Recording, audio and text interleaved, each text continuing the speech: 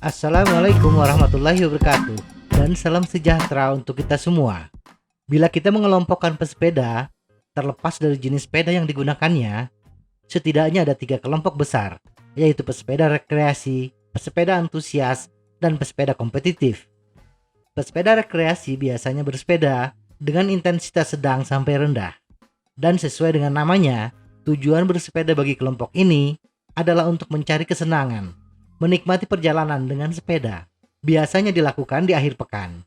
Pesepeda antusias atau enthusiast cyclist adalah mereka yang bersepeda dengan latihan yang serius, memiliki komitmen, dan bersepeda secara reguler dengan durasi yang lebih intens dibandingkan pesepeda rekreasi.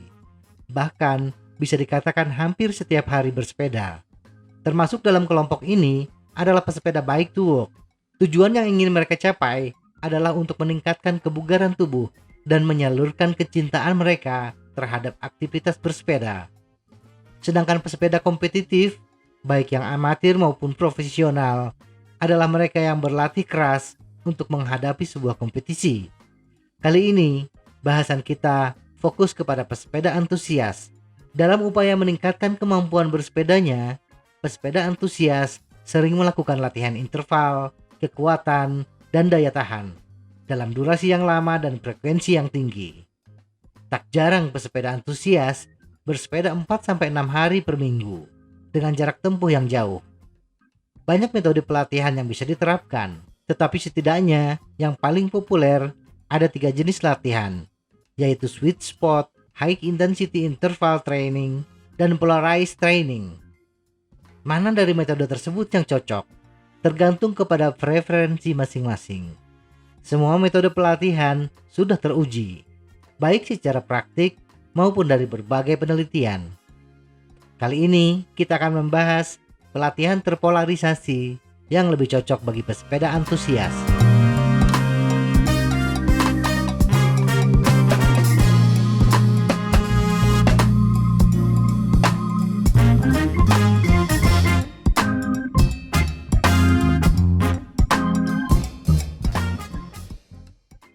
Sekilas metode pelatihan. Pelatihan sweet spot adalah berlatih dengan porsi tinggi di zona tempo 70-80% dan sisanya 20% di zona rendah dan 10% di zona tinggi. Sedangkan pelatihan interval intensitas tinggi memiliki porsi yang besar latihan di zona tinggi 60%, sisanya 15% di zona rendah dan 25% di zona sedang atau tempo. Sedangkan pelatihan terpolarisasi memiliki porsi latihan yang banyak di zona rendah 70-80%. Sisanya 15-25% di zona tinggi.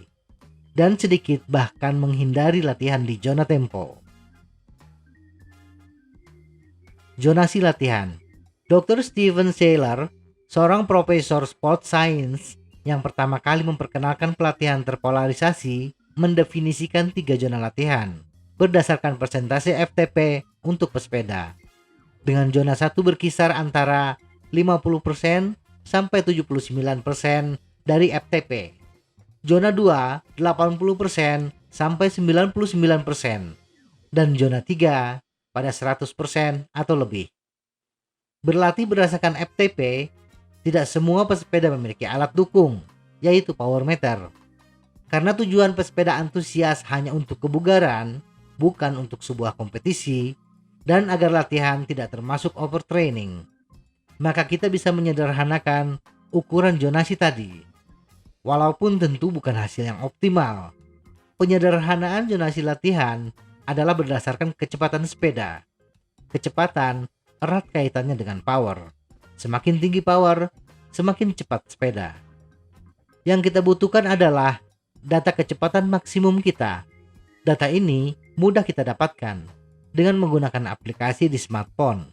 Kemudian, nilai yang setara dengan FTP atau bisa kita sebut batas kecepatan fungsional atau BKF adalah 95% dari kecepatan maksimum.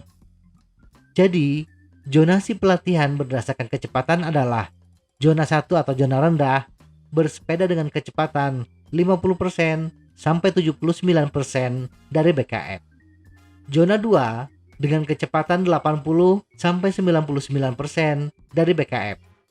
Dan zona 3 pada kecepatan BKF atau lebih. Misalnya kecepatan maksimum yang bisa kita raih adalah 30 km per jam, maka BKF kita adalah 28,8 km per jam. Ini artinya untuk bersepeda di zona 1, kita harus mengayuh sepeda dengan kecepatan antara 14,4 sampai 22,75 km per jam. Zona 2, 23,04 sampai 28,5 km per jam.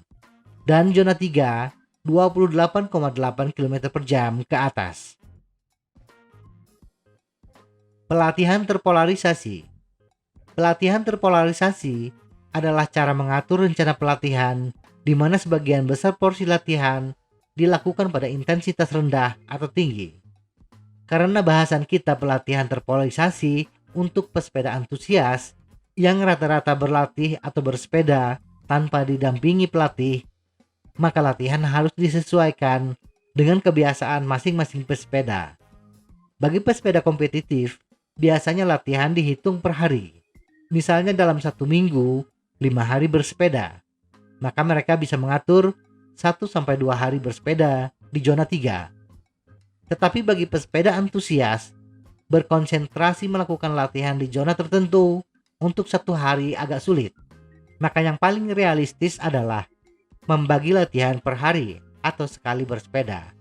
Misalnya seorang pesepeda bike to work bila waktu bersepedanya 2 jam, 120 menit pulang pergi, maka untuk tahap awal 4 minggu pertama, gunakan komposisi 80% zona 1 dan 20% zona 3. Maka kayuh sepeda dengan kecepatan 50% sampai 79% dari BKF.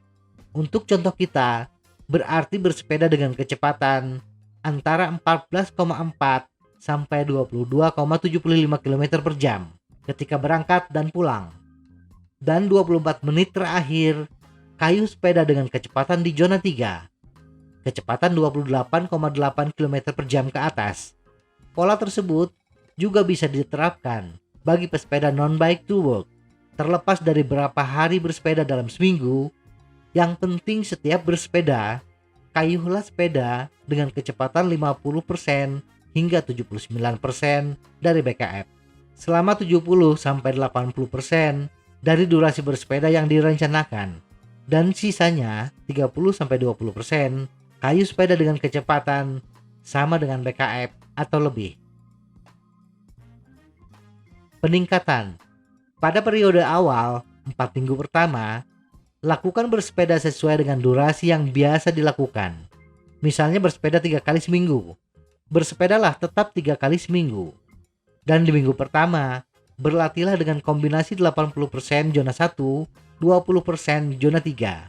Dan minggu berikutnya, naikkan persentase zona 3 hingga sampai pada kombinasi 70% zona 1 dan 30% zona 3 di minggu keempat. Untuk 4 minggu selanjutnya, naikkan durasi bersepeda sebanyak 10% dan mulai lagi kombinasi dari yang termudah 80% hingga 20%. Hingga 4 minggu ke depan, kombinasi menjadi 70% hingga 30%. Tetapi dalam setiap 4 minggu, hitung kembali BKF Anda. Uji coba lagi berapa kecepatan maksimum yang bisa Anda hasilkan. Jadi setiap 4 minggu, pasti akan ada perubahan BKF. Karena kecepatan maksimum Anda pastinya bertambah. Semoga informasi ini bermanfaat. Tetap sehat, salam goes.